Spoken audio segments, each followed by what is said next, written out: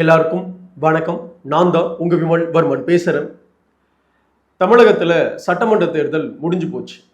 இந்த சட்டமன்ற தேர்தல் முடிந்து யார் யார் என்னென்ன விஷயத்தோட இருக்காங்க அப்படின்னு அனைத்து வன்னியகுல சத்திரிய சொந்தங்களுக்கும் தெரியும். தமிழகத்துடைய பெரும்பான்மை சமூகம் 35 எம்எல்ஏக்களை இந்த சட்டமன்ற விஷயத்துல கொண்டிருக்கு அப்படின்ற டேட்டாவையும் நாம கொடுத்துருக்கோம். அதனால பெரும்பகுதியான வன்னியர்களுக்கு இதை பற்றிய ஒரு போதுமான செய்திகள் போய் சேர்ந்திருக்கும். ஆனா இதையெல்லாம் தாண்டி தமிழகத்துடைய பெரும்பான்மை சமூகம் அப்படின்னு நம்ம தொடர்ச்சியா நம் மக்களுக்கு சொல்லிட்டு வந்துட்டு இருக்கோம். அது மட்டும் கிடையாது, வட தமிழகத்தை பொறுத்த வரைக்கும் வன்னியர்கள் தான் மிக மிக அடர்த்தியாக வாழும் சமூகமாக நாம வாழ்ந்துட்டு வந்துட்டு இருக்கோம். ஆனா இவ்வளவு பெரும்பான்மை சமூகமா தமிழகத்துல தனிப்பெரும் சாதியாக இருந்தா கூட நாம இதுவரைக்குமே எந்த ஒரு அரசியல் தளத்தையும் சிஎம்மா ஆகல. சிஎம் மட்டும் கிடையாதுங்க, நாம டெப்டி சிஎம் கூட இது வரைக்கும் ஆனது கிடையாது. வன்னியர்களுக்குன்னு குறைந்தபட்சமாக ஒரு 7 to 8 அமைச்சர்கள் கூட இதுவரை பெற்றது கிடையாது.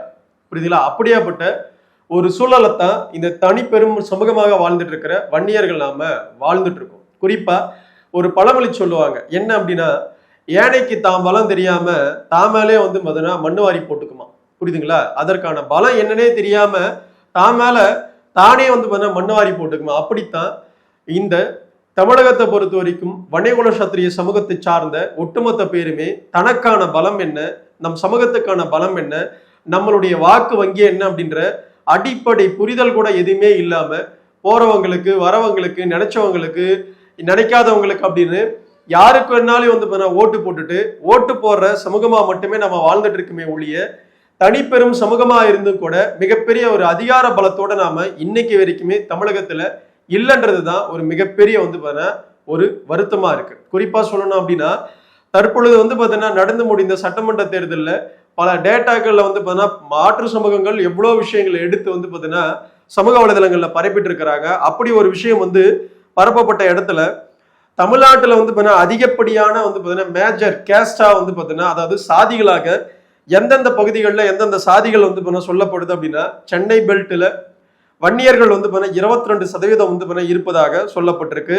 அதே மாதிரி நார்த் ஈஸ்ட்ல அதாவது நாகப்பட்டினம், கடலூர், விழுப்புரம் இந்த பகுதிகளில் வன்னியர்கள் 36.7% இருப்பதாக சொல்லப்பட்டிருக்கு. அதப்புறம் கிருஷ்ணகிரி, தருமபுரி, திருப்பத்தூர் இந்த பகுதிகளில் வன்னியர்கள் 37.2% இருக்கிறோம். அப்புறம் இன்னும் சொல்ல போனா திருவண்ணாமலை, சேலம் இந்த பகுதிகளிலையும் நம்ம பெரும்பகுதியாக இருக்கிறோம். அதுக்கான டேட்டா மட்டும் கொடுக்கல. சென்ட்ரல் அதாவது மத்திய தமிழ்நாடு அப்படின்னு சொல்லிட்டு எதுவும் கொடுக்கல. இருந்தும் வன்னியர்கள் வட தமிழகத்துல குறைந்தபட்சமாக மிகப்பெரிய தனிப்பெரும் சமூகமா இருக்கும். அப்படி இருந்தும் நாம அரசியல் அதிகாரத்துல ஒரு மிக பலம் பொருந்திய சமூகமா நம்ம இருக்குமா அப்படின்னு கேட்டா கிடையாது, கிடையவே கிடையாது. வன்னியர்கள் இது வரைக்கும் டெப்டி சிஎம் ஆயிருக்குமா, சிஎம் ஆகியிருக்குமா அப்படின்ற கேள்வியை முன்னோச்சோம் அப்படின்னா இல்லைன்னு தான் அனைத்து வன்னியர்களுமே சொல்லுவோம். ஆனா அந்த அதிகாரத்தை நோக்கி இந்த சமூகம் போகணும். நாம அந்த அதிகாரத்தை நோக்கி போற ஒரு கட்சிக்கு நாம வாக்கு செலுத்தணும் அப்படின்ற சிந்தனை யாருக்காவது வன்னியர்களுக்கு இருக்கா அப்படின்னு கேட்டா பெரும்பகுதியாக கிடையாது. புரியுதுங்களா? அதையெல்லாம் தாண்டி பாமகவை பற்றி ஒட்டுமொத்த வன்னியர்கள்கிட்ட பேசினா அப்படின்னா அவங்க சொல்ற மிகப்பெரிய குறை என்னன்னா, ராமதாஸ் அவர்கள் நல்லபடியா வாழ்றாரு, வன்னியர்களுக்கு என்ன செஞ்சாரா, போனாரா, வந்தாருன்ற கேள்வியை மட்டுமே வைக்கிறமே ஒழிய நாம யாருக்கெல்லாம் வாக்கு செலுத்தி இருக்கோம், அதிமுக திமுகன்னு தொடர்ச்சியாக அவர்களுடைய வாழ்வியலுக்காக அவர்களுடைய மேம்பாட்டுக்காக வாக்கு செலுத்தி அவர்களால இந்த சமூகம் அடைந்த பலன் என்ன, அந்த கட்சிகள்ல வன்னியர்களுக்கு கொடுத்த அதிகார பலம் என்ன அப்படின்னு கேட்டா இந்த சமூகம் யானை போலதான் தான் மேல மண்ணவாரி போட்டுக்கிட்டு உட்காந்துக்கிட்டே இருக்க ஒழிக்க நாம எப்போது திருந்த போறோம், எப்போது நம்மளுக்கு புத்தி வரப்போகுது, எப்பொழுது தனிப்பெரும் சமூகம் சிஎம் கேண்டிடேட்டா ஆக போறோம் அப்படின்ற கேள்வியை முன்னோச்சோம் அப்படின்னா கிடையவே கிடையாது. அதை நினைச்சு பார்க்கும்போது நம்மளுக்கு வருத்தமா இருக்கு. புரியுதுங்களா? வன்னியர்களை விட மைனாரிட்டி சமூகங்களா இருக்கிற எல்லாருமே ஆட்சி பொறுப்புக்கு வந்திருக்கிறாங்க, சிஎம் ஆண்டிருக்கிறாங்க, எல்லாருமே பண்ணியிருக்காங்க. ஆனா அவர்களுக்கெல்லாம் தனிப்பெரும் சமூகமா இருக்கிற வன்னியர்கள் தான் வாக்கு செலுத்திட்டு உட்கார்ந்துட்டு இருக்கும். புரியுதுங்களா? தொடர்ச்சியாக ஊரானுக்கு உழைச்சிதான் வன்னியர்கள் கொடுத்துட்டு இருக்குமே ஒழிய சொந்த சமூகத்துக்கு உழைக்கணும் அப்படின்ற எண்ணமும் கிடையாது. சொந்த சமூகத்தை சார்ந்தவர்கள் வரணும் அப்படின்ற பெரும்பகுதியான எண்ணம் வன்னியர் சமூகத்துக்கு கிடையவே கிடையாது. அப்படி இருக்கும் பட்சத்துல வன்னியர்களுக்கு எப்படி வந்து பார்த்தீங்கன்னா அனைத்தும் சாத்தியப்படும். தனிப்பெரும் சமூகமாக இருந்து இந்த சமூகத்துடைய கல்வி, வேலை வாய்ப்பு, இன்னும் அரசு அதிகாரங்கள் எப்படி வந்து கிடைக்கும்? யாரால கிடைக்கும்? யாரு கொடுப்பா? புரியுதுங்களா? ஓட்டு போடுறோம், நாம ஓட்டு போடுறோம், அதிமுகவுக்கு போறோம், திமுகவுக்கு போறோம், இன்னும் இதர கட்சிகளுக்கு போறோம். தற்பொழுது வந்து இருக்கிற தாவேகா கூட வந்து 8% மேல முதல் தேர்தலே வந்து வன்னியர்கள் வாக்கு செலுத்தி இருக்கிறாங்க. பல வன்னியர் ஊர்களில் வந்து வன்னியர் பசங்க தான் அங்கங்க வந்து சிஎம் விஜய் அப்படின்னு பாதகைகள்ல வந்து பேனர்களை வைத்து மிகப்பெரிய கொண்டாட்டத்துல வந்து ஈடுபட்டு இருக்கீங்க. இப்படி ஈடுபட்டு என்ன சாதனையை நம்ம செஞ்சிட போறோம்? என்ன சாதனையை செஞ்சிட போறோம்? விஜய் அவர்கள் வந்து பார்த்தீங்கன்னா வன்னியர்களுக்கு என்ன மாதிரியான நல்லதுகளை வந்து திருப்பி கொடுப்பாரு, செய்வாரா அப்படின்ற கேள்வியை முன் வச்சோம் அப்படின்னா ஆணித்தரமா நம்மளால வந்து பதிலே சொல்ல முடியாது. புரியுதுங்களா? இதே கேள்வியை வன்னியர் சமூகத்தை சார்ந்த விஜய் சார்ந்து இயங்குற பசங்கிட்ட கேட்டா கூட ஏன் வன்னியர்களுக்கு செய்யணும், அவர் ஒட்டுமொத்த சமூகத்துக்கு தான் செய்யணும் அப்படின்ற பொதுப்படையான ஒரு பதில் வரும். ஏன் ஒட்டுமொத்த சமூகத்துல வன்னியர் சமூகம் தானே தனிப்பெரும் சமூகம் தமிழகத்துல, ஏன் அந்த சமூகத்துக்கு செய்யக்கூடாதா அப்படின்ற கேள்வியே வந்து பார்த்தீங்கன்னா வன்னியர்களுக்கு எழுறது கிடையாது.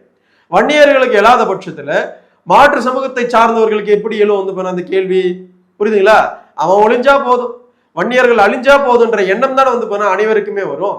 ஏன்னா சொந்த சமூகத்தை சார்ந்த வன்னியர்களுக்கே அந்த எண்ணம் இருக்கும் பொழுது மற்றவர்களுக்கு எப்படி வந்து நம்ம மேல வந்து அவ்வளவு பெரிய அக்கறை வந்து வரும்? வருமா வராதா? தமிழகத்துடைய தனிப்பெரும் சமூகம் வட தமிழகத்தினுடைய வந்து பார்த்தீங்கன்னா 160-70 பேர் வந்து வன்னியர்கள்.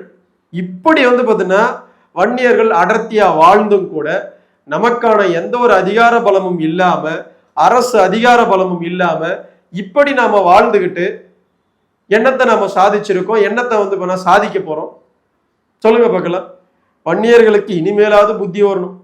புரியுதுங்களா? இப்போவும் சொல்றேன் பாருங்களேன், தமிழகத்துடைய தனிப்பெரும் சமூகமாக நாம இருக்கோம் அப்படின்னு பீத்தலுக்காக இந்த வீடியோ போடல, இந்த விஷயத்த பேசல. ஆஹா நாங்க தாண்டா பெரிய ஜாதி அப்படின்னு சொல்லிக்கிறதுக்காக இந்த வீடியோ போடல. நீங்க சிந்தனை பண்ணணும்.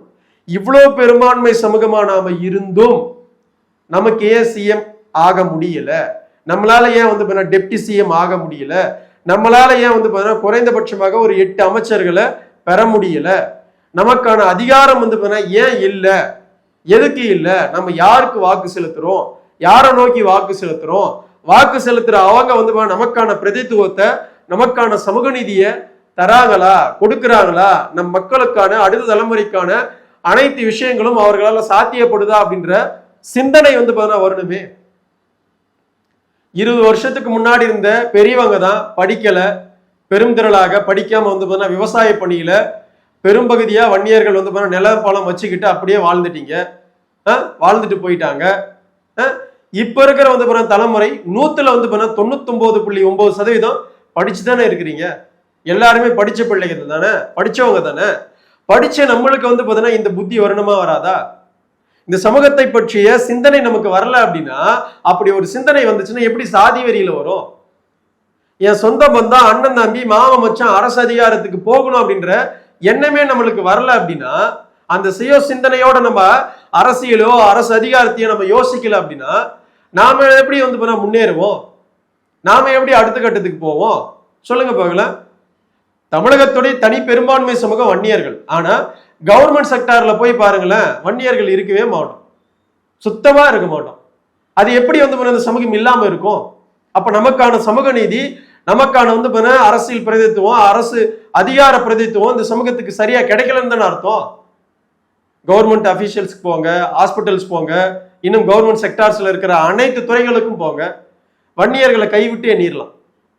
100 பேர் இருக்கிறானா 5 பேர் 6 பேர் வன்னியர் இருப்பான்.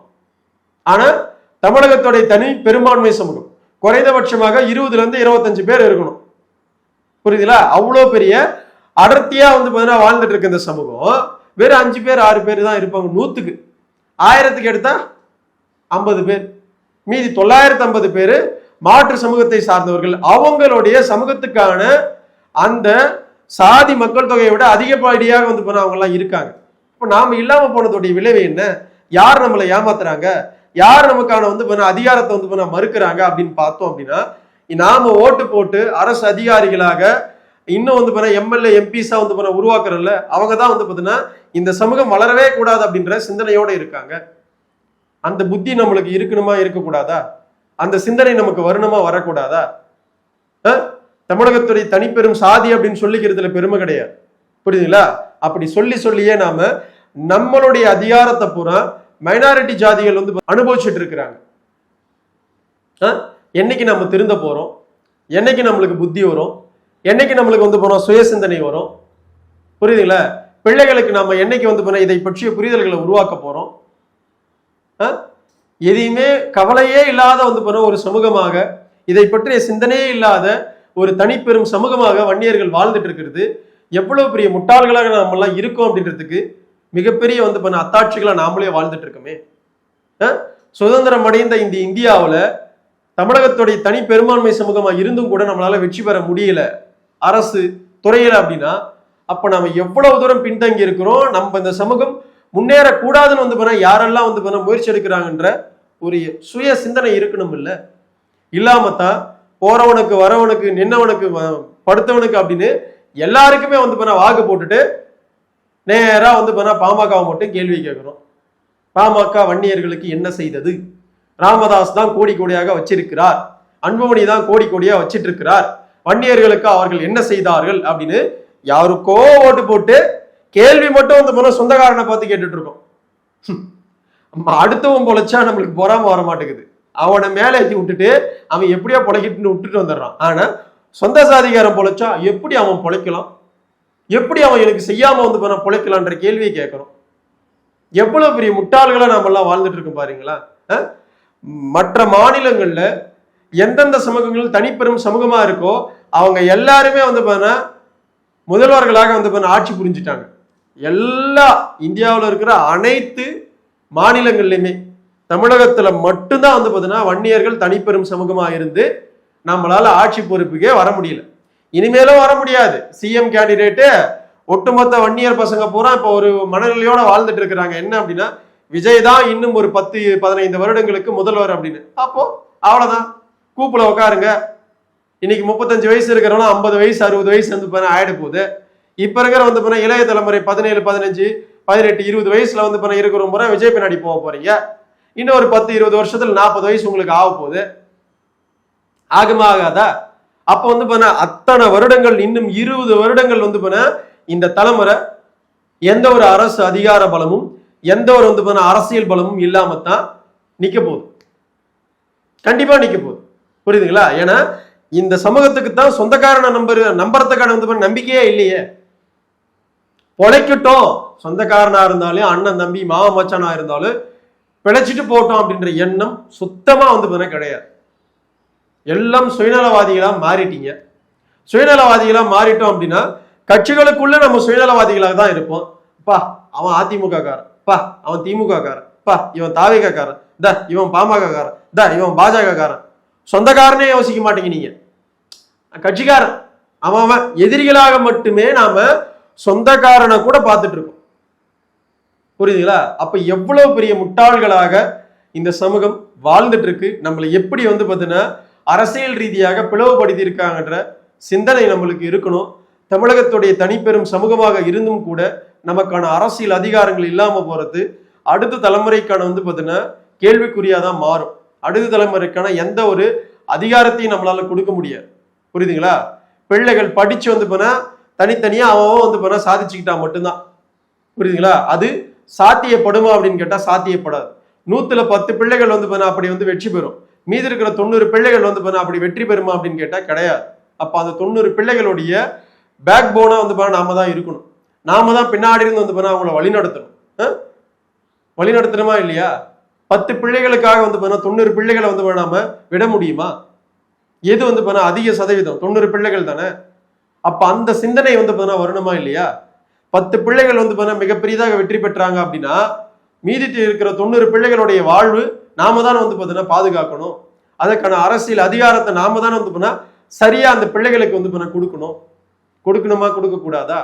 அந்த சிந்தனை பார்த்தீங்கன்னா வன்னியர்களுக்கு இருக்கா இல்லையா?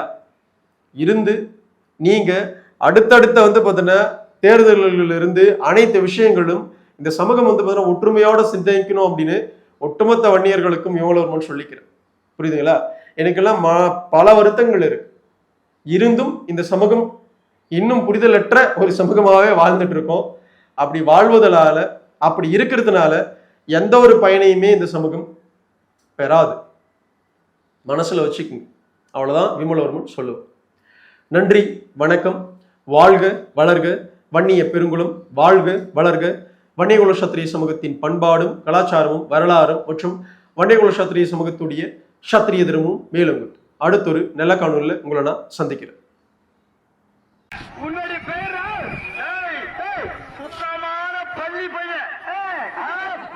சுத்தமான பள்ளி பையன்